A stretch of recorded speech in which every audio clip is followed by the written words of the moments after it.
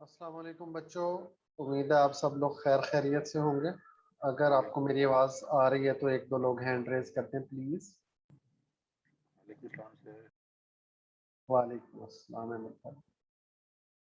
Okay good, ज़बरदस्त, thank you so much.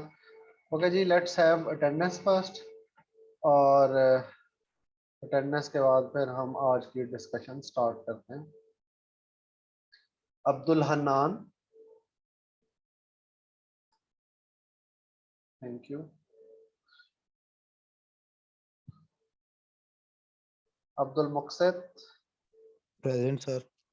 Thank you. Abdul Rahman, present sir. Ahmad Raza, Yes sir. 117, Yes sir. अमीर Hamza,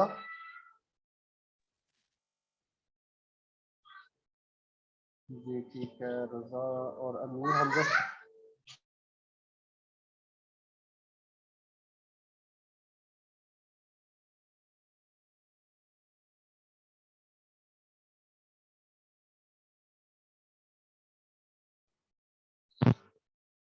Arbaz Mahmood, thank you. Arsalan Akhtar,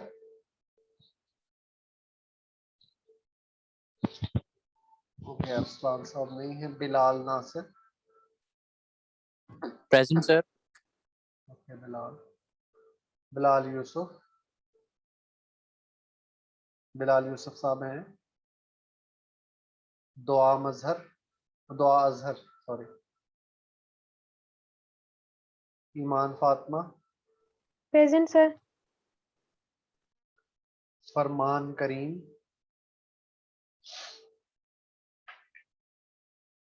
फतूमा Iqbal,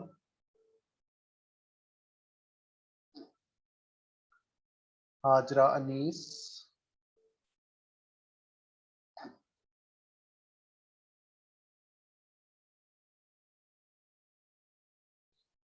Hamza Saeed,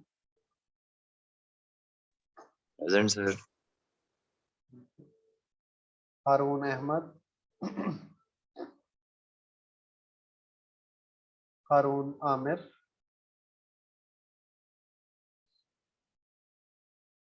हारून अहमद और हारून आमिर दोनों नहीं हैं। Okay.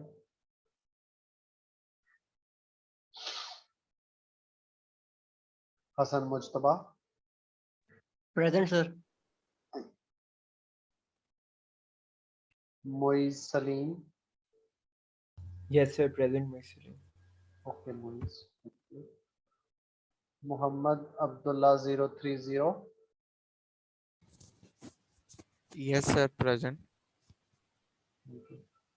Mohammad Ahmad 078, present sir. Mohammad Aqib Salim 006, present sir. Mohammad Faizan Amin 022, present sir.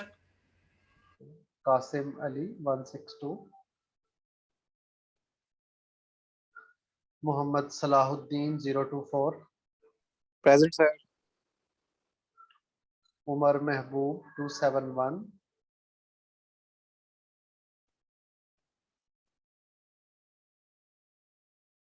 साद Shirazi 449,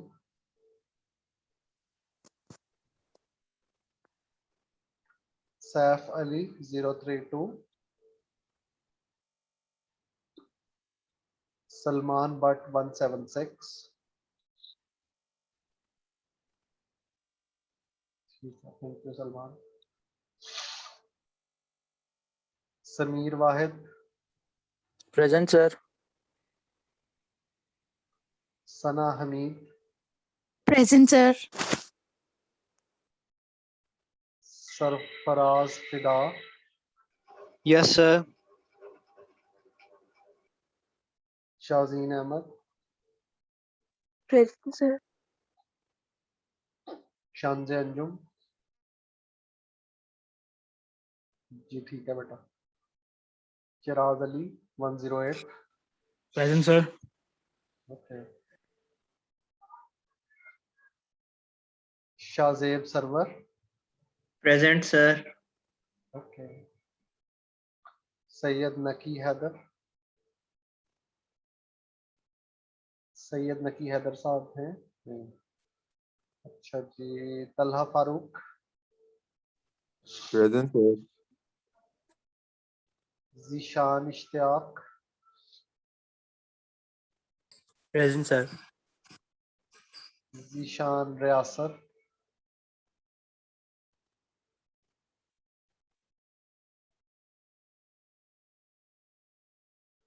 okay जी, फतुमा आपकी attendance हो गई। फरमान फरमान आपकी भी अटेंडेंस हो गई। और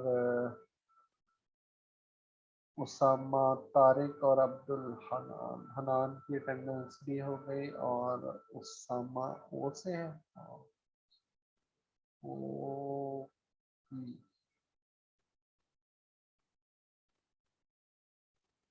नो।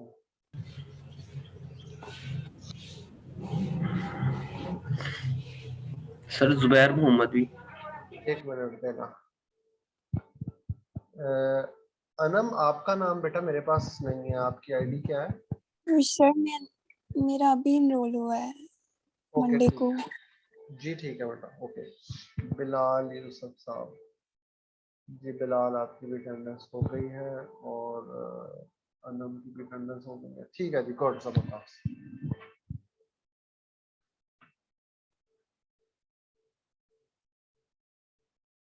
सर मेरी होगी। जी बेटा, क्या नाम है बेटे आपका? सर जुबैर मोहम्मद 225।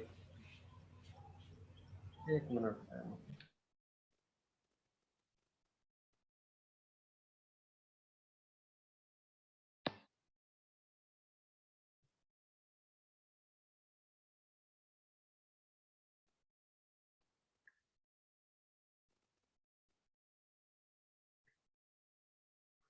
जी जुबैर, आपकी हो गई है।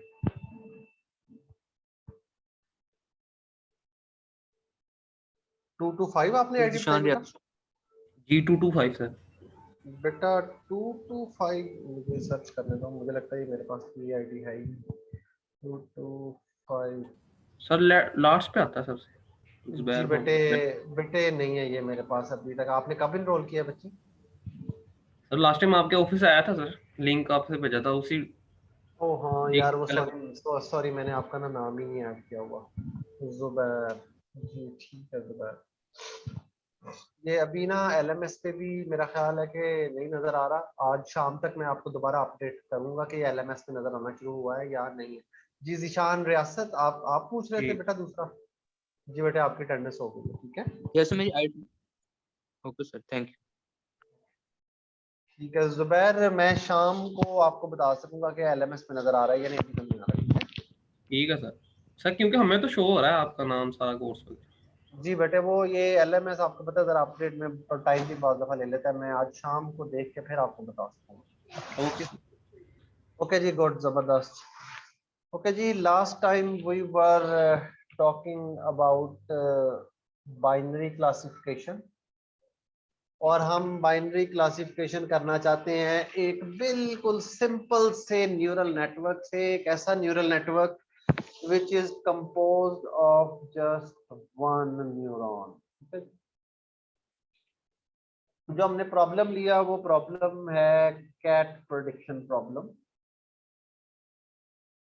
Given an image sorry, given an image हम प्रेडिक्ट करना चाहते हैं ये इमेज बिल्ली का है या बिल्ली का नहीं है। अगर बिल्ली का इमेज है तो 1, बिल्ली का इमेज नहीं है तो 0। फिर हमने देखा था कि इमेजेस जो हैं हमारे पास, दे आर टेंसर्स ऑफ जिसमें हमारे पास ये डायमेंशन है, लेंथ है, विड्थ है और उसमें डेप्थ होती है। तो हमने इस पूरे टेंसर को एक वन डायमेंशनल वेक्टर एक्स में कन्वर्ट कर दिया था, समथिंग लाइक दिस। तो हमारी अब ट्रेनिंग एग्जांपल जो थी that was in this format. और इस केस में हमारे पास ये जो वेक्टर था इसकी डायमेंशन जो थी दैट वाज R122885 और ये जो पर्टिकुलर चीज थी इसको हमने नाम दिया था nx क्योंकि ये नंबर बार बार लिखना मुश्किल होता है। तो हम कहेंगे जी कि हमारा ये जो वेक्टर है ये इस वेक्टर स्पेस और nx में ये कहीं रिजाइड करता है और इस वेक्टर की nx कंपोनेंट्स है, इसलिए हम कहेंगे कि ये वेक्टर nx डायमेंशनल वेक्टर है। तो ये हमने पिछली बार एस्टेब्लिश किया था। उसके बाद हमने ये तमाम, चूँकि ये तो एक एग्जांपल है, हमने अज्यूम किया था कि हमारे पास जितनी भी ट्रेनिंग एग्जांपल होंगे हम कहेंगे कि हमारे पास m ट्रेनिंग एग्जांपल्स हैं। तो this would be the number of training example. Training example का मतलब ये है कि हमें अपना जो मॉडल है वो ट्रेन करने के लिए कितने इमेज दिए हैं, 100 दिए हैं, 200 दिए हैं या 300 दिए हैं, तो उसको हम m कहते हैं सादा तरीके में।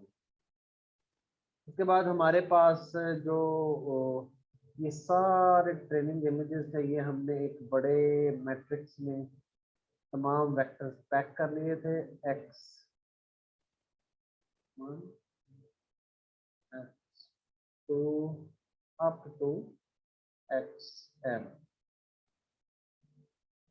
और इसकी डायमेंशन जो थी कैपिटल X की वो थी, हमारे पास रोज हैं nx और हमारे पास हर एग्जांपल 2 के एक कॉलम है, तो ये हमारे पास है। लेबल्स हमने एक रो मैट्रिक्स में पैक किए थे। ये मैं सारों को आई लिख रहा हूँ लेकिन एसेंशियली बताया आपको कि अप टू m तक। तो ये हमारा जनरल सा एक आर्किटेक्चर था। अच्छा, अब हम चाहते ये थे कि हमें ये जो x दिया जाए, अगर यानी ये x वेक्टर अगर हमें गिवन हो तो हम इस x वेक्टर से ये एस्टीमेट निकाल लें y हैट था एस्टीमेट के इमेज के बिल्ली का इमेज होने की प्रोबेबिलिटी क्या है। ठीक है, इसको हम इस तरह ज़ाहिर करते हैं, probability of image being a cat image given that particular image. तो ये जो लाइन होती है इसको हम कहते हैं गिवन और ये जो प्रोबेबिलिटी होती है इसे हम कहते हैं कंडीशनल प्रोबेबिलिटी। लेकिन इसमें हम conditional probability let's not talk about it, अभी हमें उसकी इतनी जरूरत नहीं। ओके, तो अब हमने सोचा था कि एक आसान सा तरीका जो है वो क्या हो सकता है, आसान तरीन तरीका। तो हमने कहा कि हम ऐसा करते हैं, हमने अभी ताज़ा थोड़ा सा लीनियर अलजेब्रा पढ़ा है, 1 मिनट देना है, मतलब हमने थोड़ा ताज़ा लीनियर अलजेब्रा पढ़ा है और हमें पता है कि हमें ये जो y हैट चाहिए ये एक स्केलर होना चाहिए, यानी ये या तो 0 होना चाहिए या 1 होना चाहिए, ताकि हमें पता चले कि ये जो y हैट ये एस्टिमेट है, ये इमेज जो था ये बिल्ली का इमेज नहीं था या बिल्ली का इमेज था। ठीक है ना।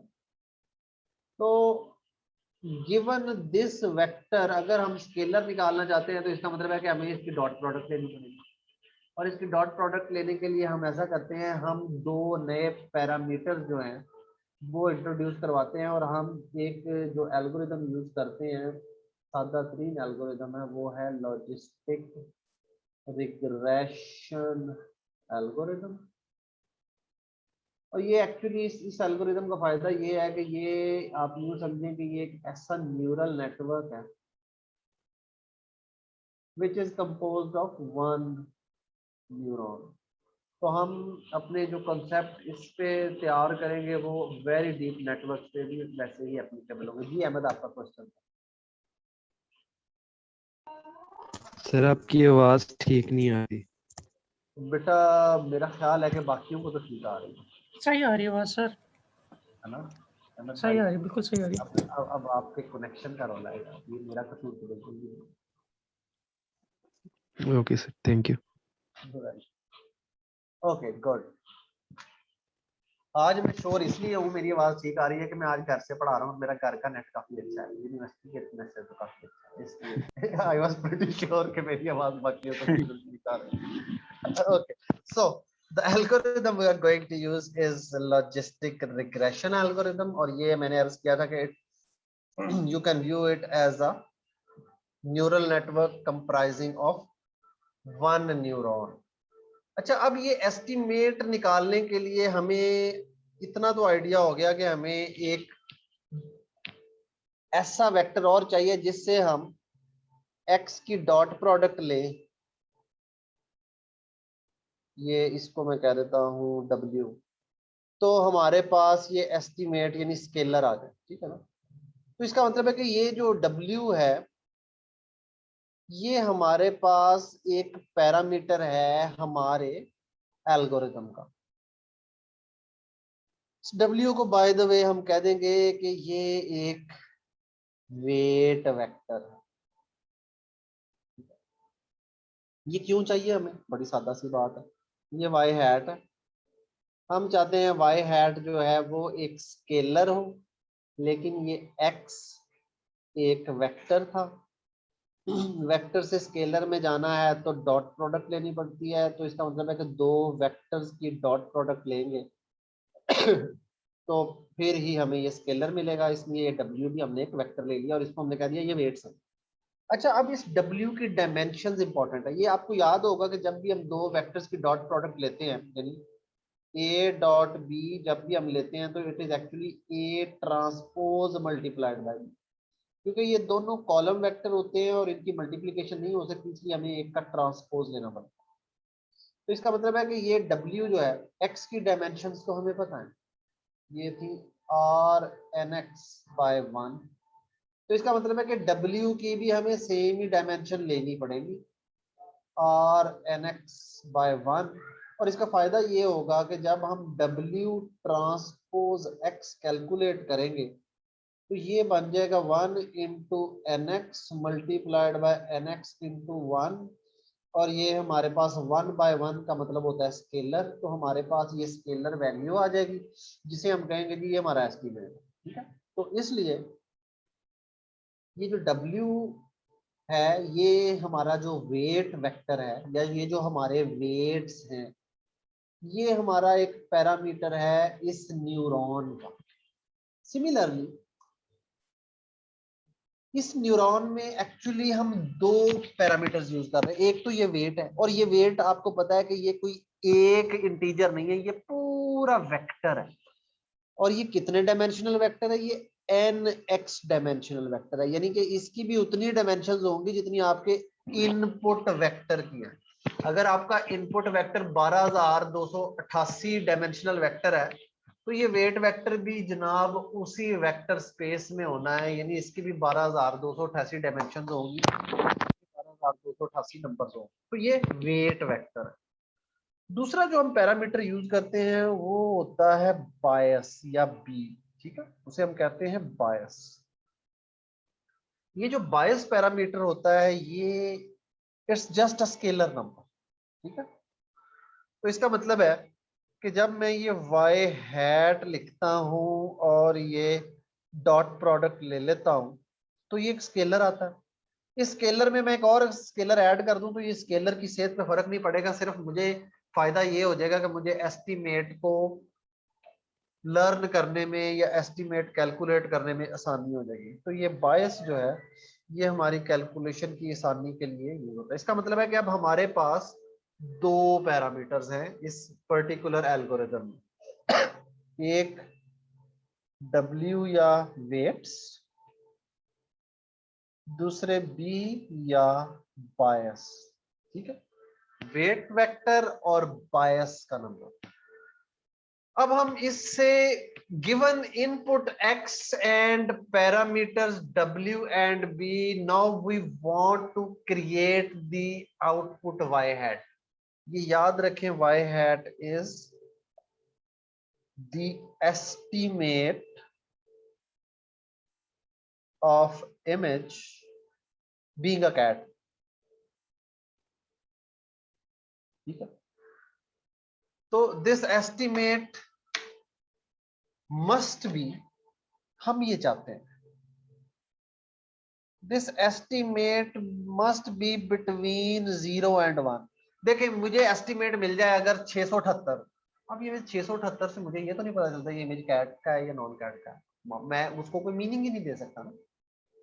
तो मुझे वाई हैट या एस्टिमेट जो है वो अगर आप 0 से 1 के दरमियान देंगे तो मैं फिर क्या करूंगा, मैं कहूंगा जी अगर तो 0.5 से ऊपर एस्टिमेट है तो मैं कह दूंगा जी ये हमारा जो इमेज है ये कैट इमेज है। अगर 0.5 से हमारे वैल्यू यानी वाई एस्टिमेट की वैल्यू कम होगी तो फिर मैं कह दूंगा जी हमारा जो एस्टिमेट है वो ये है कि ये इमेज नॉन कैट है। Now I can give that particular value some meaning, लेकिन अगर ये वैल्यू 0 और 1 नहीं आती तो मैं मीनिंग नहीं दे सकता। अब इसका मतलब इसका मतलब ये है कि ये जो वाई हैट है, क्या मैं अभी ये यकीन से कह सकता हूं कि ये हमेशा 0 और 1 के दरमियान आएगा, हाँ या ना, यस या नो?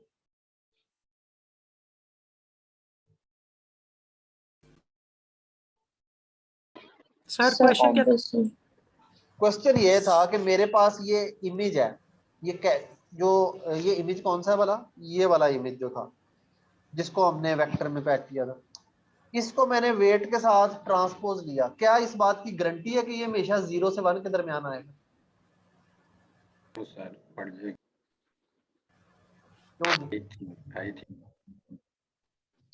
कोई जरूरी नहीं है, it can be any given number, ये दुनिया का कोई भी नंबर हो सकता है।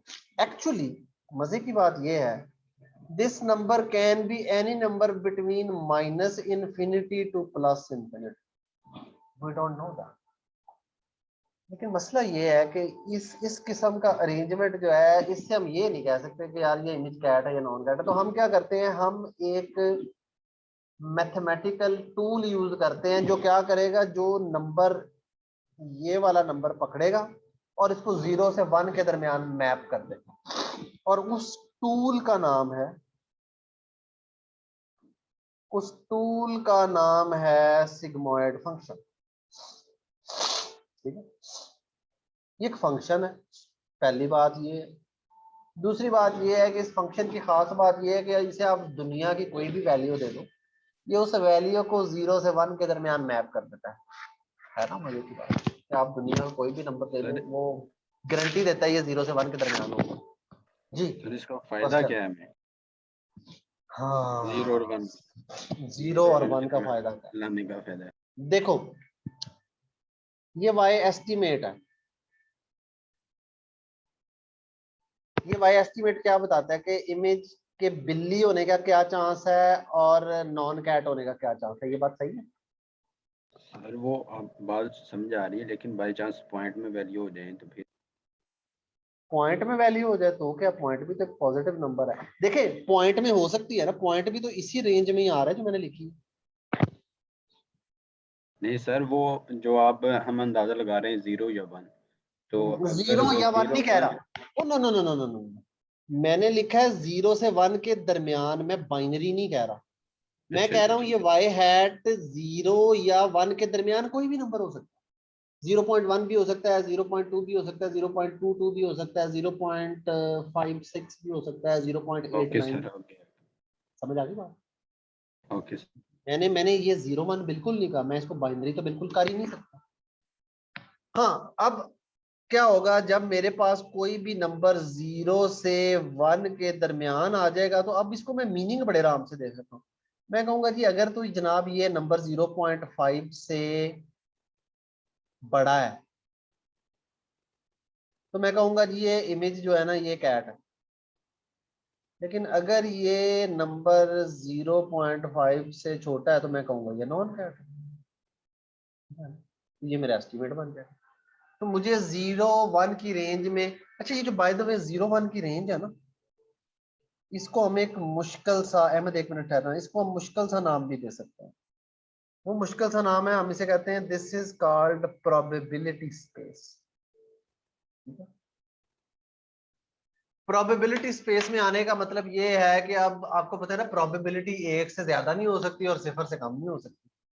तो अब हम अपना चांस जो है अगर उसको यानी कि इस फंक्शन को सॉल्व करके आउटपुट अगर हम इस जगह ले आए तो फिर हमें पता चल जाएगा कि इमेज के कैट होने का चांस क्या है, और वही हमारा एस्टीमेट बन जाएगा, और वही हमारा एस्टीमेट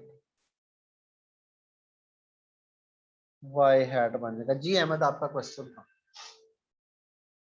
सर वैल्यू अगर 0.5 हो जाती है तो उस पे फिर क्या हम करेंगे? हाँ, अच्छा चलो मैं एक सवाल पूछता हूँ। मुझे ये बताओ कि 0 से लेके 1 के दरमियान कितने रियल नंबर हैं? सर ऑब्वियसली 10 होंगे। इनफिनिट इनफिनिट हाँ, क्या खूबसूरत बात कही। अच्छा देखो, मैं लिख सकता हूँ 0.1, 0.01, 0.11। अब ये मैं 1 पकड़ के ना अगले पूरा सेमेस्टर गुजार सकता हूँ कि मैं सिर्फ ये नंबर ही लिखता रहूं। क्या ख्याल है? ठीक है। तो इसका मतलब है ये 10 नंबर तो बिल्कुल नहीं है, ठीक है ना? इससे तो हम एग्री करते हैं, ये बात सही है। अब एक ठीक। बच्चे ने बहुत अच्छा जवाब दिया कि ये इनफिनिटली मैनी नंबर है। इसका मतलब है कि मेरे पास इनफिनिटली मैनी आउटकम्स हैं, तो इस बात की क्या प्रोबेबिलिटी है कि वो एग्जैक्ट 0.5 आए? इसकी प्रोबेबिलिटी है 1 over infinite, which is 0.00000, a lot of zeros than 1। यानी कि इसकी प्रोबेबिलिटी उससे भी कम है कि जितनी हम एक जहाज में जाए और वो जहाज क्रैश हो जाए उसकी probability. So that seems like a fine probability to me। क्या ख्याल है? Does that answer your question?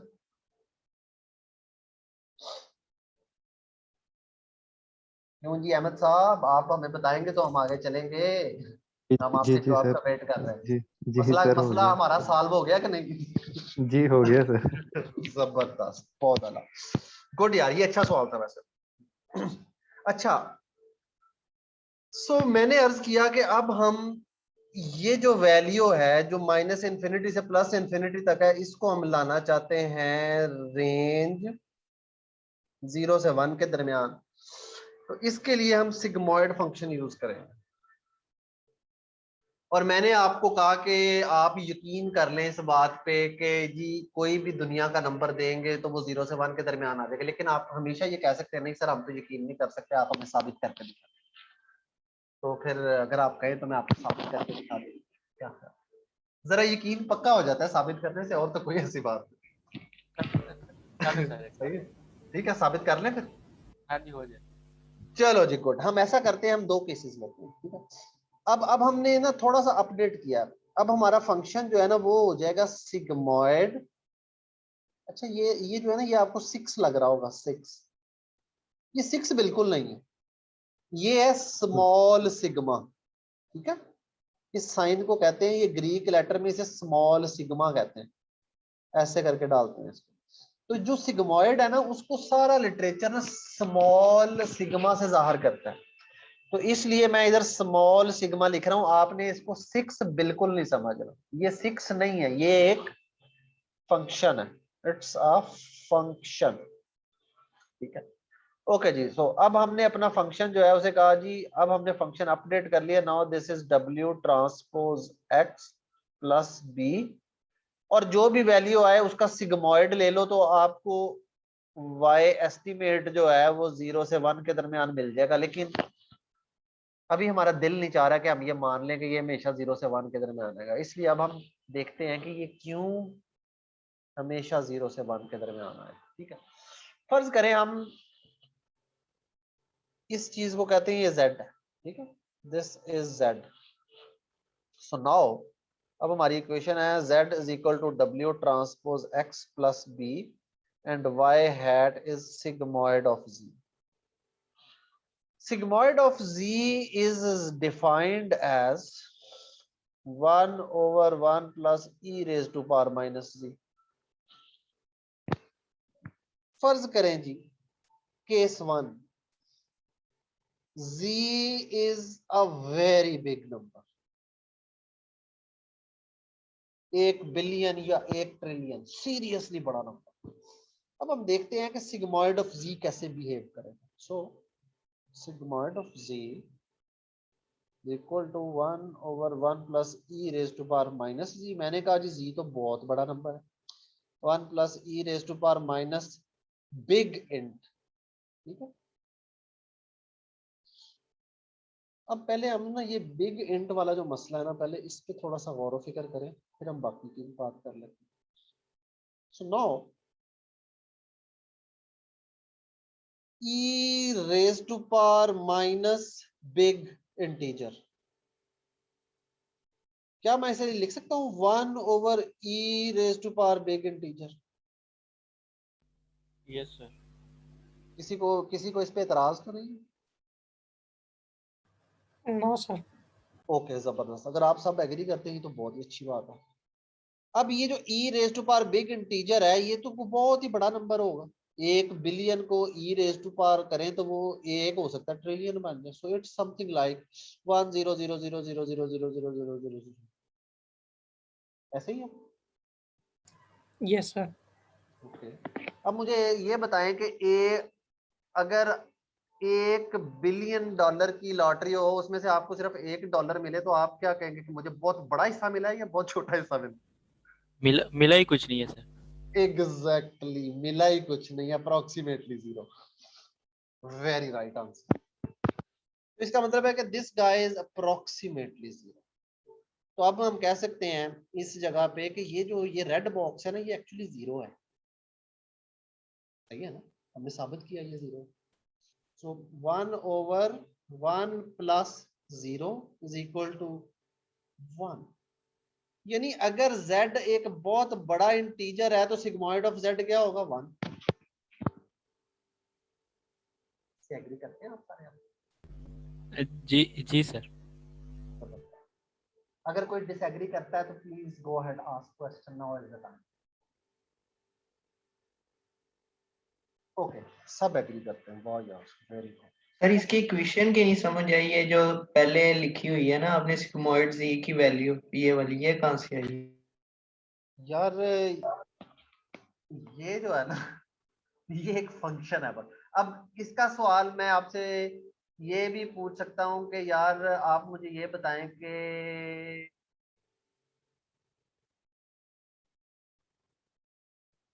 ये फंक्शन कहाँ से आया?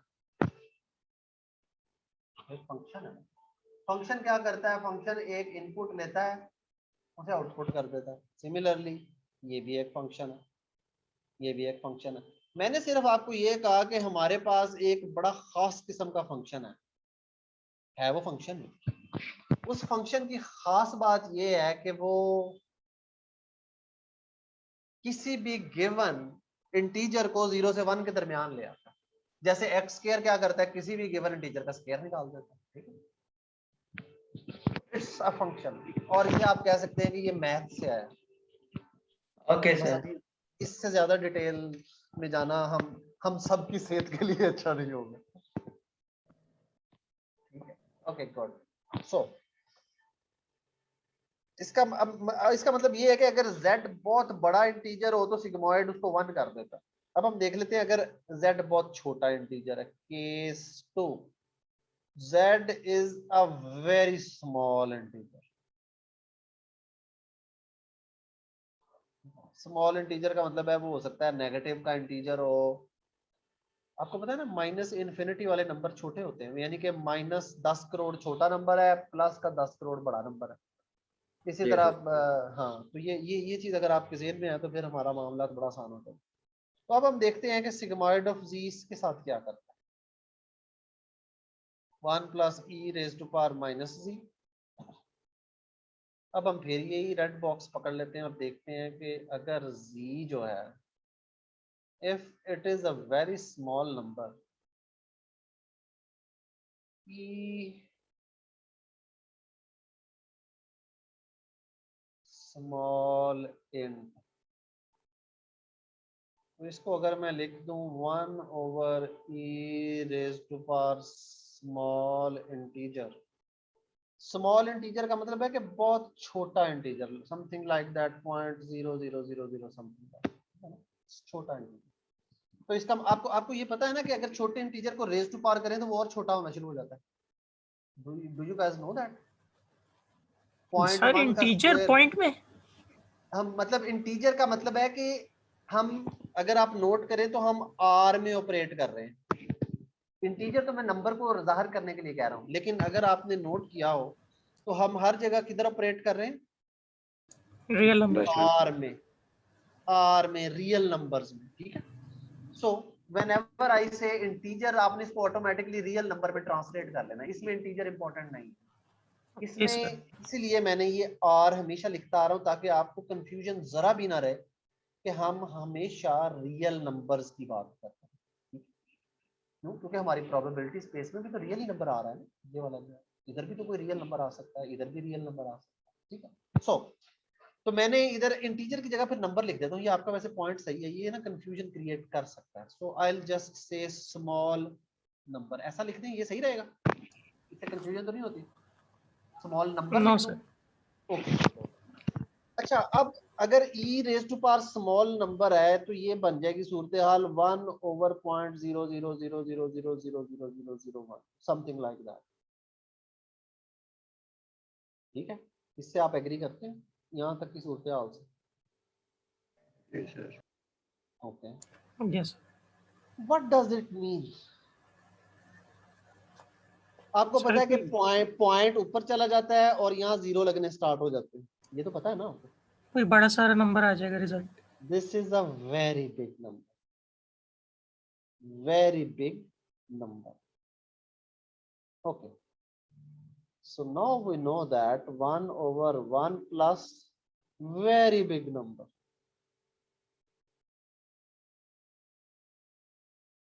यहां तक किसी को इतराज है तो पूछ लें, कोई इतराज नहीं? ओके, यहाँ फिर वही वाली बात हो गई, आपके पास 3 बिलियन है, 3 बिलियन में अगर ₹1 और या $1 और ऐड करें तो 3 बिलियन की सेहत पे कोई असर पड़ेगा? No sir. 3 बिलियन 1 हो जाएगा लेकिन 1 जो है वो ऑलमोस्ट नेग्लिजिबल है। So can I say that it is 1/, very big number?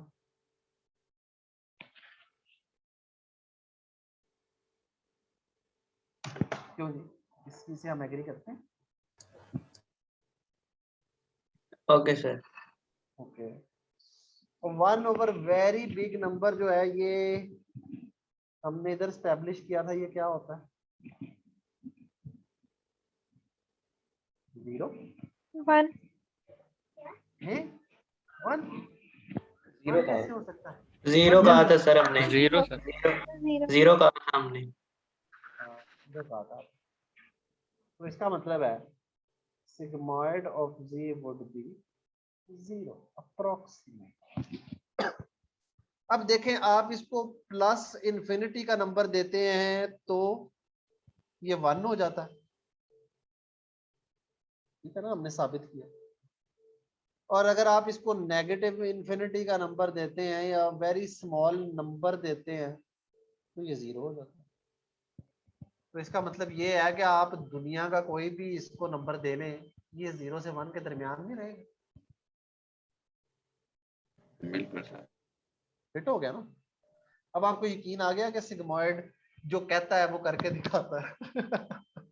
Yes sir. Sir वो कैसे कर रहा है ये नहीं बता रहा। यार ये देखें आपके सामने है, मैथ्स तो मैंने अब आपको कर दिया है, अब यही तो इस फंक्शन की खास बात है, the math checks out. Math में कोई रोला है तो बताएं कि जी नहीं सर, अच्छा इधर सर। मैथ जो है वो गलत नहीं है। हाँ, जी जी पूछिए। सर जो स्टार्ट में एक पिक्चर को हमने लिया उसको वेक्टर के फॉर्म में कर दिया, उसके बाद जो आपने वेट का वेक्टर इंक्लूड किया वो एक्चुअली है किस चीज का ये नहीं समझे। हाँ देखें, वो किधर से आ बात जाता है? बिल्कुल सही, मैं अभी बताता हूँ। ये हमने निकालना है, इसमें तो आपको कोई इतराज नहीं जिसमें मैंने नो अभी सर सर्कल लगाया। समझ। ओके, ये हमें गिवन होगा, इसका हम कुछ नहीं बिगाड़ सकते। बिल्कुल। कोई इमेज दे दिया है, अब हम ये तो नहीं कह सकते नहीं बिल्ली नहीं, हमें तो नॉन कैट का इमेज दो फिर हम काम करेंगे वरना हम नहीं करते, ऐसा है ना? इस पे हमारी कोई चॉइस नहीं। अब हमने ये एस्टिमेट निकालना है, इसका मतलब है कि हम कोई ना कोई मैथ का फंक्शन या कोई कैलकुलेशन करेंगे तो एस्टिमेट निकालेंगे ना, ये बात सही है? जी जी बिल्कुल। तो हमने अपनी जिंदगी आसान करने के लिए कहा जी हमने ये 2 पैरामीटर लेने हैं और हमने ये 2 पैरामीटर ऐसे लेने हैं कि जब भी इमेज वेक्टर को इन पैरामीटर के साथ कैलकुलेट करेंगे तो ये एस्टीमेट 1 या 0 का आ जाएगा। ये हमने अपनी आसानी के लिए। अच्छा, अब ये W और B हमें पता है इनकी शक्ल क्या है, लेकिन ये जरूरी तो नहीं ना हम पहले ही W लगाएं तो वो हमें बिल्कुल सही एस्टीमेट दे दो। सही एस्टीमेट क्या है जी कि y hat is approximately equal to actual level, यानी कि ये x बिल्ली का इमेज था, आपने कैलकुलेशन की, जवाब आ गया 0.9 और एक्चुअली लेबल एक्चुअली भी 1 था, तो आपने खुशी से नारा लगाया वाह जी वाह मेरा मॉडल कैसा अच्छा प्रेडिक्शन है। बिल्कुल सर। लेकिन ये W तो हमें पता ही नहीं है, ये तो हमने तुक्के से लगाया है। तो हमने, इसका मतलब ये है कि इस x का तो हम कुछ नहीं बिगाड़ सकते, ये तो गिवन है। हम इस W यानी वेट्स को लर्न करेंगे और इस B यानी बायस को लर्न करेंगे। ऐसा वेट और ऐसी बायस लर्न करेंगे कि जब हम उसे इस फंक्शन में डालें तो हमेशा y हैट जो है ना वो y के बराबर आया करे। और जब ऐसी सूरत हाल आएगी तो हम कहेंगे हमने अपना मॉडल ट्रेन कर लिया, हमने अपना न्यूरल नेटवर्क ट्रेन कर लिया। सही है, गुड। लेकिन अभी हमें नहीं पता ये कैसे ट्रेन होना है, अभी तो हमें कख भी नहीं पता। अभी हमें सिर्फ इतना पता है कि यार एक वेट है और एक बायस है, जी और ये वेट और बायस जो है इसको हम जब सॉल्व करते हैं तो हमारे पास एक एस्टीमेट आ जाता है।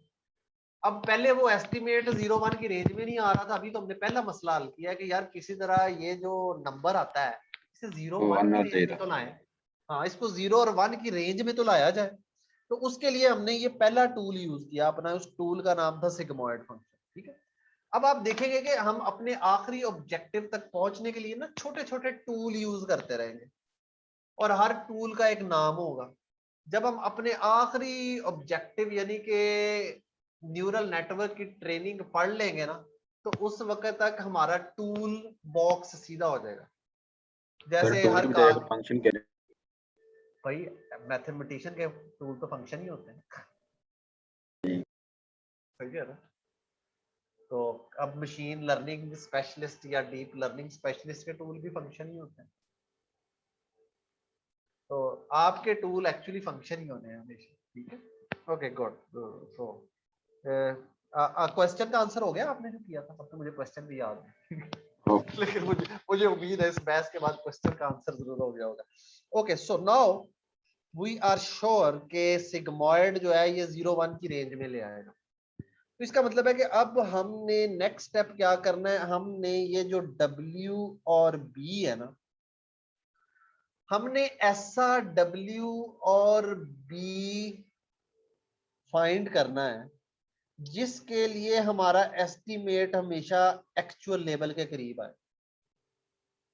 अब इसका मतलब ये है कि y हैट और y जो है इन हमें कोई ऐसा अगला टूल चाहिए जो हमें ये बता दे कि यार भाई ये जो आपने y हैट निकाला है ना ये इस y से बहुत दूर है, फार है, या ये जो आपने y हैट निकाला है ये एक्चुअल लेवल से नियर है।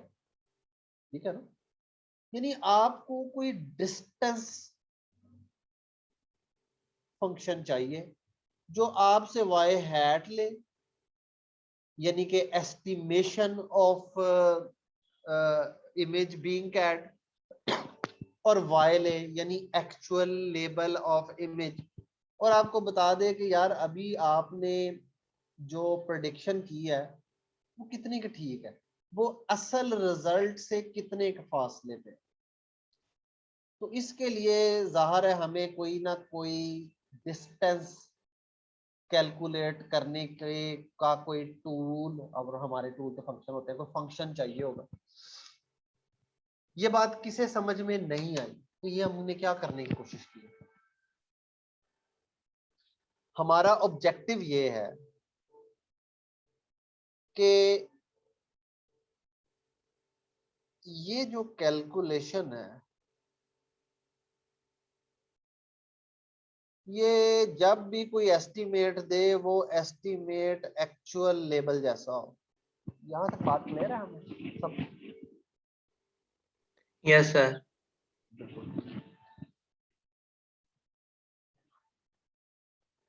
लेकिन हमें कैसे पता चलेगा कि हमने जो वाई हैट निकाला है, एक तो ये है ना हम आंखों से देख लें, लेकिन हम कितनी बार आंखों से देखेंगे? हमें कोई ना कोई ऐसा ऑटोमेटिक टूल या फंक्शन चाहिए जो हमें हमसे वाई हैट ले, हमसे वाई ले और हमें बता दे कि यार आपके वाई हैट और वाई में डिस्टेंस ज्यादा है या कम है, ठीक है ना? तो उस फंक्शन को हम कहते हैं डिस्टेंस फंक्शन, और इसको भी हम अगले 5 मिनट बाद एक और बड़ा प्यारा सा नाम देंगे डिस्टेंस फंक्शन। लेकिन ये डिस्टेंस फंक्शन हमें बताएगा ये फासला बहुत ज्यादा, हम कहेंगे अच्छा है फासला बहुत ज्यादा है, अच्छा यार चलो हम अपना W और B और चेंज करते हैं। हमने W और B और चेंज करना है, फिर हमने देखना है कि यार अब हमारी प्रेडिक्शन और एक्चुअल लेवल में कितना फासला, डिस्टेंस कहेगा यार अब थोड़ा सा कम हुआ। हम कहेंगे अच्छा यार चलो अब हम अपना W दोबारा जो है थोड़ा सा और अपडेट करते हैं, B भी अपडेट करते हैं। फिर दोबारा हम इससे पूछेंगे यार आप बता डिस्टेंस कितना, वो कहेगा यार अब जो डिस्टेंस है ना वो बड़ा कम है, तुम अच्छा काम कर रहे हो। हम कहेंगे अच्छा वेरी गुड। हम फिर ये W और B को थोड़ा सा और अपडेट करेंगे, फिर ये वाई हैट और वाई निकालेंगे, डिस्टेंस फंक्शन से पूछेंगे बताओ, वो कहेगा गुड यार छा गए हो तुम। अब ये जो तुम्हारा वाई हैट और वाई है ना ये बिल्कुल एक जैसे हैं, और अब जब भी तुम कोई इमेज दोगे ना इस कैलकुलेशन के अंदर, तो जो एस्टिमेट निकला करेगा ना वो तुम्हारे लेबल जैसा होगा। और इधर हम एक जोरदार नारा लगा के कहेंगे हमने अपना पहला न्यूरल नेटवर्क ट्रेन कर लिया। ये स्टोरी समझ में आई? बेटे चेंज करेंगे। Yes sir. तो ये जो बार बार हम वेट चेंज करते हैं इसे हम कहते हैं वेट्स लर्न करना या वेट अपडेट करना। सिमिलरली वेट एक पैरामीटर है तो बायस भी एक पैरामीटर है, बायस को भी अपडेट करना। तो हम अप वेट और बायस को अपडेट करते रहेंगे, लेकिन कैसे? ये बाई डिस्टेंस फंक्शन की मदद से। तो इसके लिए अब हमें कोई ना कोई डिस्टेंस फंक्शन चाहिए टू ट्रेन और पैरामीटर्स W एंड B। अब ये फंक्शन कैसा होना चाहिए? हमारे पास तो मैथ में इतना फंक्शन है कि हम तो कंफ्यूज हो जाएंगे यार कौन सा फंक्शन हम as a distance function use करें। तो हमें पता चला कि अगर आपने जनाब न्यूरल नेटवर्क कम से कम ख्वारी के साथ सॉल्व करना है ना, तो आपको एक स्पेशल क्लास ऑफ फंक्शन चाहिए, और ये सारे फंक्शन जो है ना ये इन्हें कहते हैं हम convex function.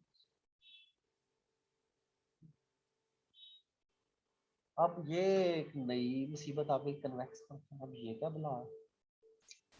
It turns out कि ये तो बड़ा ही आसान काम है।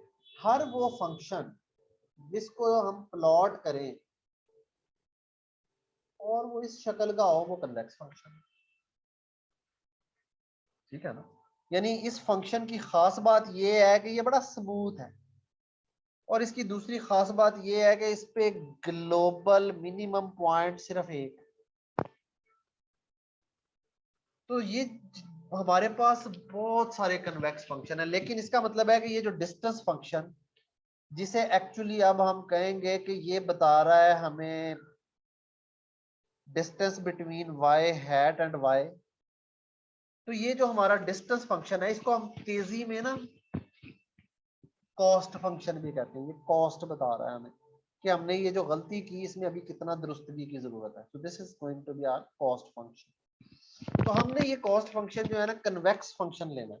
अच्छा अब एक सवाल ज़हन में आ सकता है कि यार कन्वेक्स फंक्शन जो है उनका ग्राफ अगर ऐसा होता है तो नॉन कन्वेक्स का कैसा होता होगा, वो भी देख लेते हैं। ये नॉन कन्वेक्स फंक्शन है, और हमारे डिस्टेंस फंक्शन के लिए these are bad function, very bad, never use them. These are good guys, always try to use them. क्यों? इसलिए कि इस पर्टिकुलर फंक्शन में ग्लोबल मिनिमा एक ही है और कोई मिनिमा है ही नहीं। इसमें ये भी एक कैंडिडेट है मिनिमा का, ये भी कैंडिडेट है, ये भी कैंडिडेट है, ये भी कैंडिडेट है, ये भी कैंडिडेट है, ये भी कैंडिडेट है, ये भी कैंडिडेट है। हम तो कंफ्यूज हो जाएंगे यार इनमें से ग्लोबल कौन सा है, ये तो सारे लोकल मिनिमा है। और हम इधर पहुंच के खुश हो रहे हो जी हमने तो अपना मिनिमम पॉइंट ढूंढ लिया, पता चले नहीं यार ये एक इधर भी था भाई। इधर पहुंच के खुश हो रहे हो, पता चले नहीं यार ये इधर नहीं एक और भी था। ये बड़े कंफ्यूजिंग और गंदे से फंक्शन है, हम इनको बिल्कुल यूज नहीं करते। हम ये जो बड़े स्मूथ से कन्वेक्स फंक्शन है ना, जिनमें कोई कंफ्यूजिंग पॉइंट होता ही नहीं, सिर्फ एक पॉइंट होता है, हमने यहाँ तक पहुंचना होता है, ये कहते हैं ये कन्वेक्स फंक्शन जो है ना, ये बड़ी बेहतरीन चीज होती है। तो इसका मतलब है कि हमारा जो लॉस फंक्शन या कॉस्ट फंक्शन है, ये याद रखें कॉस्ट फंक्शन कर क्या रहा है, ये आपसे वाई हैट ले रहा है, वाई ले रहा है और आपको बता रहा है कि यार अभी आपका लॉस बहुत ज्यादा है। लॉस ज्यादा का मतलब ये है कि अभी दोनों के दरमियान बड़ा फर्क है। और लॉस मिनिमम का क्या मतलब है कि ये दोनों अप्रोक्सीमेटली एक जैसे। और हम क्या करना चाहते हैं, कॉस्ट फंक्शन को हम मिनिमाइज करना चाहते हैं। मिनिमाइज का मतलब ये है कि ये जो हम ग्लोबल मिनिमा है, हम ये ग्लोबल मिनिमा अचीव करना चाहते हैं। इस पॉइंट तक आपके जहन में कोई क्वेश्चन आ रहा है? No sir. गुड हो गया। सो नाउ अब आप एग्री कर रहे होंगे कि यार ये जो है कन्वेक्स फंक्शन अच्छी चीज है और कॉस्ट फंक्शन भी बहुत अच्छी चीज है, हमें इन दोनों की जरूरत है। तो अब हम देखते हैं कि हम अपनी कैलकुलेशन के लिए किस किस्म का कॉस्ट फंक्शन यूज करते हैं। बाय द वे ये जो हम एल्गोरिथम हमने लिखा है ना, ये वाला, ये जो वाई वाला है, इसका नाम है लॉजिस्टिक रिग्रेशन। ठीक है, तो लॉजिस्टिक सर रिग्रेशन जो है जी, सर ये जो कॉस्ट फंक्शन का थोड़ा रिपीट करिएगा दोबारा। कन्वेक्स हाँ जी हाँ जी, तो समझ आ गया। कन्वेक्स फंक्शन तो समझ में आ गया ना यार, ये स्मूथ होता है और इसमें लोकल मिनिमम पॉइंट्स नहीं जी होते। जी। ठीक है ना, सर जहाँ इसमें तक वाई की वैल्यूज प्लॉट हुई हैं ये इसमें लॉजिस्टिक रिग्रेशन की। नहीं, ये ना यार ये सवाल आप आज ना करें, ये आपने जेहन में रखना है सवाल। ये आप अगले लेक्चर में करेंगे ना तो मैं ज्यादा अच्छी पोजीशन में होऊंगा आपको समझाने की। Okay sir. असल में एक दो लफ्ज है जो मैं अभी बोलना नहीं चाहता, अगर वो मैंने बोल दिए ना तो मामला खराब हो जाएंगे। आपने नोट किया होगा मैं आपकी बेस ना बड़े प्यार प्यार से डेवलप करता हूँ, बगैर गैर जरूरी डिटेल बीच में लाए। जी सर तो बिल्कुल। हाँ, वो मैं इसलिए ये दो लफ्ज है वो मैं भी बोलना नहीं चाह रहा। अभी आपने अभी अभी तो हमने सिर्फ ये देखना है कि ये कोई इनपुट है और ये कोई आउटपुट है। ठीक है ना, हम इनपुट दे रहे हैं तो किसी खास इनपुट पे ये जो आउटपुट है इसकी तादाद मिनिमम होगी। लेकिन अगर हम आउटपुट ज्यादा देंगे तो ये इधर वैल्यू आ जाएगी, लेकिन आउटपुट इधर देंगे तो ये इधर वैल्यू आ जाएगी। यानी इसका खास बात ये है कि आप इसको इनपुट देते जाएं तो एक खास इनपुट जब देंगे ना तो आप ग्लोबल मिनिमम पॉइंट पे पहुंच जाएंगे। बस इतनी चीज पे करें। गुड है, यस सर। Very good. अच्छा, अब जो लॉजिस्टिक रिग्रेशन है ना, इसके लिए जो हम कॉस्ट फंक्शन यूज करते हैं ना,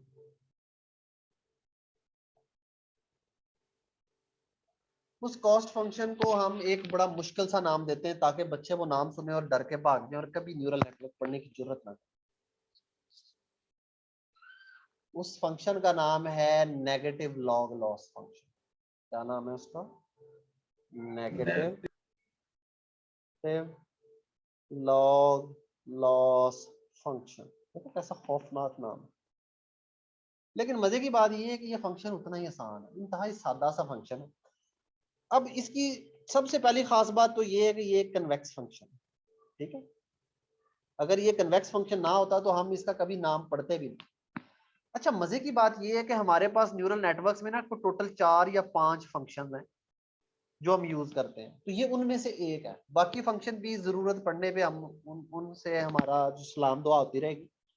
लेकिन ये जो नेगेटिव लॉग लॉस है ना, इससे हमारा बड़ा वास्ता दबा के पड़ने वाला है और ये बड़ा आसान सा है। ये पहली बात तो ये है कि ये एक कन्वेक्स फंक्शन है, इसमें सिर्फ एक ही ग्लोबल मिनिमा होता है। अच्छा, दूसरी खास बात ये है कि ये लॉस देता है हमें हमारी एस्टिमेटेड लेवल के दरमियान और एक्चुअल लेवल के दरमियान, एस्टिमेटेड लेवल और एक्चुअल लेवल के दरमियान। ये फंक्शन है क्या? इसको हम लिखते हैं लॉस फंक्शन। ये इनपुट के तौर पे हमसे लेता है हमारा एस्टिमेटेड लेवल और एक्चुअल लेवल, और इसकी इक्वेशन है ये नेगेटिव यानी माइनस का साइन है, ये माइनस साइन, y यानी कि actual level, log of y hat यानी कि estimated level, plus 1 minus y into log of 1 minus y है। तो ये सादा सा, अब देखने में लगता है कि यार ये तो बड़ा अजीबोगरीब है, लेकिन हम इसको ना टेस्ट कर सकते हैं। हम किस चीज में इंटरेस्टेड है? हम चाहते हैं कि अगर तो ये एस्टिमेट इस y के बराबर हो, तो ये जो y है ना, ये 0 के करीब करीब होना चाहिए।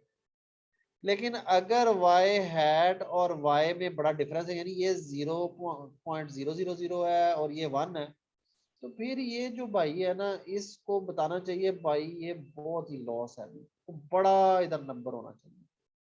ठीक है, कैसे, क्या ऐसा होता है या नहीं होता, ये अब हम देखना चाहते हैं। तो हम ऐसा करते हैं, हम पहले एक केस लेते हैं जिसमें y हैट और y दोनों 1 है। देखिए y हैट और y दोनों 1 होने का पहले मुझे मतलब बताएं, क्या मतलब है इसका? मतलब ये है कि हमारे मॉडल ने अच्छी प्रेडिक्शन की है, सही है ना, कि एक्चुअल इमेज कैट था, हमने जो कैलकुलेशन की उसने एस्टिमेट लगाया कि यार ये इमेज कैट इमेज है। इसका मतलब है कि इस पॉइंट पे जो एस्टिमेटेड लेवल और एक्चुअल लेवल है, दोनों में डिस्टेंस तो बहुत कम होना चाहिए ना। एग्री करते हैं आपके साथ? Yes sir. बिल्कुल ठीक है। तो इसका मतलब है कि इस केस में, इसलिए मैंने कहा कि ये लॉस 0 होना चाहिए। तो हम देखते हैं कि ये लॉस 0 है या नहीं है। फर्ज करें हमारे पास y हैट भी अप्रोक्सीमेटली 1 है, और अच्छा मेरी जो डिवाइस है ना वो थोड़ा थोड़ा नाराज हो रही है, तो हमें 1-2 मिनट के अंदर ना मामला वाइंड अप करने पड़ेंगे। ये मैं एक एग्जांपल करता हूँ, तो इसके बाद फिर हम आज की क्लास जो है ना वो कंक्लूड कर देंगे। ठीक है, ओके। सो y भी 1 है, सो इसका मतलब है L ऑफ y हैट और y, जो कि हमने फॉर्मूला लिखा था ये वाला, ये क्या बन जाएगा, माइनस y की जगह अगर मैं 1 लिख दूं तो आपको कोई इतराज तो नहीं होगा। log y हैट की जगह भी अगर 1 लिख दूं तो आपको कोई इतराज नहीं होना चाहिए। 1 माइनस 1, अब आपको पता है ये log 1 माइनस वाई हैट, दुनिया की जो मर्जी बला आ जाए, 1 माइनस 1 तो 0 होता है, और 0 से जब ये मल्टीप्लाई होगा तो ये ऑटोमेटिकली 0 हो जाएगा। यहाँ तक आप एग्री है मेरे साथ? Yes sir. ओके, गुड हो गया। ये जो रेड पोर्शन है ना, ये 0 है। किसी को इस पे शक है तो पूछ ले क्यों 0 है। सर वो डिवाइड जो हो रहा है 0 से, नहीं डिवाइड फिर मल्टीप्लाइड। 1 माइनस 1 में से 1 मल्टीप्लाई निकालेंगे तो 0 हो जाएगा, ये मल्टीप्लाई है। 0 के सारा मल्टीप्लाई। 0 से दुनिया की कोई भी चीज मल्टीप्लाई हो जाए तो वो 0 हो जाती है। ठीक है, सर ये फॉर्मूला जो आपने बनाया है वो ये थोड़ा बताइएगा। ये वाला जो है नीचे नीचे, हाँ चलो, हाँ ये तो लॉग लॉस का फॉर्मूला है। ये अगर मैं एक्सपेक्टेशन मैक्सिमाइजेशन से इसको डिराइव करूं तो ये आपके लिए काफी मुसीबत खड़ी हो जाएगी। तो मैं चाह रहा हूं कि आप इसको बस रट्टा लगा लें कि ये नेगेटिव लॉग लॉस है। एक्चुअली ये जितने भी है ना लॉसेस, ये सारे जो है ये EM एल्गोरिथम से निकलते हैं। I do not want to get in there. आपने सिर्फ ये याद रखना है कि ये एक लॉस फंक्शन है, इसका नाम है नेगेटिव लॉग लॉस। मैं सिर्फ अभी ये आपको साबित करके दे रहा हूँ कि यार अगर ये दोनों एक जैसे होंगे तो लॉस 0 होगा, अगर ये एक दूसरे से फर्क होंगे तो लॉस मैक्सिमम होगा। ठीक है, यस। ओके, ये मैंने 0 साबित कर दिया। अच्छा अब मुझे ये बताएं कि log 1 का क्या मतलब है। इधर काफी सारे बच्चों का दिमाग बंद हो जाना चाहिए, क्योंकि लॉग सुन के कभी कभी मेरा भी दिमाग बंद हो जाया करता था। लेकिन फिर मैं अपने आप से ये सवाल पूछता हूँ कि मुझे ये बताएं कि log base 2 ऑफ 16 का क्या मतलब होता है? Sir log base 10 16 divided by log base 10 2. नहीं, देखा ना, रोले में पड़ गया ना तू लोगों में। देख, इसका इंट्यूटिव मतलब ये है कि 2 को किस पावर पे रेज करूं तो 16 आ जाए। 4. Exactly. Now you have solved the log. Congratulations. log बड़ी आसान सी चीज है, एक्चुअली मुश्किल तो कुछ भी नहीं। सिमिलरली अब मुझे ये बताएं log base 2 ऑफ 1 क्या होना चाहिए? इसको मैं ऐसे भी पूछ सकता हूँ, 2 को किस पावर पे रेज करूं कि 1 आ जाए? 0. 0. So this guy is going to be 0. ठीक है ना? log base 2 of 1 is going to be 0. क्यों? log base 2 of 1 का मतलब है कि आप 2 को ऐसी पावर पे रेज करेंगे आंसर 1 आ जाए। देखें, अगर log base 2 of 16 4 हो सकता है तो log base 2 of 1 तो 0 ही होना है ना भाई। तो इसका मतलब ये है कि लॉस यानी distance between y and y hat is 0 + 0 = 0। तो वो कहता है भाई आपने जो प्रेडिक्शन की है ना इसमें कोई डिस्टेंस नहीं है, आपने बेहतरीन प्रेडिक्शन फरमाई। ठीक है, तो ये लॉस फंक्शन ने हमें बताया कि अगर आपने दोनों चीजें सही प्रेडिक्ट की हैं तो लॉस 0 होगा। जी क्वेश्चंस? सर ये 1 मल्टीप्लाई बाय log 2 ये अगर 0 है तो इसे 1 से मल्टीप्लाई कर दो। ठीक हो गया सर। गुड हो मल्टीप्लाई गया। था। हाँ, अब अगर और- यहाँ माइनस है तो -0 हमें पता है, -0 या +0 हो रहा है ना, तो उसने 0 ही है। क्या ख्याल है? सही है, बात सही। सही कह रहा हूं? गुड हो गया, गुड है यार। अच्छा यार, अगला केस जो है ना वो फिर हम अगली बार करेंगे, क्योंकि जरा ना चार्जिंग ऑलमोस्ट किसी भी लम्हे बंद हो सकती है, तो वो फिर अनग्रेसफुल डिस्कनेक्ट जो है ना वो कोई अच्छी चीज नहीं होती। ठीक है, तो सही हम है सर। इंशाल्लाह नेक्स्ट टाइम यही अपना लॉस फंक्शन पकड़ेंगे, इसका अगला केस करेंगे और उसके बाद हम देखेंगे कि ये लॉस फंक्शन एक्चुअली कैसे हमें हेल्प करता है to find better weights and bias, जो कि हमने लर्न करना है। ओके सही। गुड, कोई क्वेश्चन वैसे आप लोगों के ज़हन में है तो पूछ लें, शेयर में आप क्लोज करने लगा। ओके जी, गुड। अगर कोई क्वेश्चन नहीं है तो thank you very much, have a great day, और इंशाल्लाह अब फिर हमारी फ्राइडे वाले दिन जो है मुलाकात हो। ठीक है, ओके सर। ये जैसे ही ये जूम का लिंक आता है ये मैं वही LMS पे लगा दूंगा जैसे मैंने पिछला लगाया था। ठीक है सर जी बच्चे, सर आपने कोई स्लाइड अपलोड नहीं की है? मैंने इसकी स्लाइड कभी बनाई ही नहीं बच्चे Yes, तो sir. अपलोड कैसे करूंगा? Okay video sir. Upload. Sir madam इसको कोई बुक रिकमेंड कर। हाँ हाँ, इसकी यार बुक, इसकी बहुत अच्छी बुक जो है वो है deep learning by ion Goodfellow. ये जैसे ही सर आप मतलब LMS पे बनाएंगे ना इसका अच्छा सर। इधर अच्छा, वो बुक अपलोड इसलिए नहीं हो सकती कि वो 35 MB की बुक है, LMS 3 लिंक MB से लिंक ऊपर कर किसी डाउनलोड कर। लिंक कर दीजिएगा। हाँ, मैं ऐसा करूंगा, मैं ना उसके ऊपर ना नाम लिख दूंगा बुक का, वो आप गूगल में डालेंगे मुफ्त हाँ, मिल जाती है। ये बेहतर है। ठीक है सर। ठीक है जी बेटा, किसी और बच्चे का क्वेश्चन? सर अटेंडेंस लगा दें सर। अरुण आमिर आपकी अटेंडेंस लगा दें। सर जिन्होंने चलो मशीन लर्निंग ना पढ़ी है, तो अभी तक आपको लगा है कहीं कि आपको मशीन लर्निंग पढ़ने की जरूरत थी मेरी बातें समझने के लिए? नो सर, नो नहीं सर लगा। बिल्कुल। नहीं पढ़ी तो कोई बात नहीं पढ़ी। ठीक हो गया सर। ठीक है, देखे मैं तो कुछ अज्यूम कर ही नहीं रहा कि आपको ये भी आना चाहिए और वो भी आना चाहिए, एक एक चीज आपके सामने है, तो इसलिए ठीक। आपने बिल्कुल फिक्र नहीं पड़ी करनी कि आपने मशीन लर्निंग पढ़ी है या नहीं पढ़ी। Okay good. अच्छा जी, मैं एक दफा सारी अटेंडेंस ही बोल लेता हूँ। तो अमीर हमजा मौजूद है, अरसलान अख्तर मौजूद है। अच्छा, आपने बोलना है आपने, ठीक है, क्योंकि ये मुझे ना वो डिवाइस की वजह से हैंड्स नजर नहीं आएंगे, तो you have to speak kindly.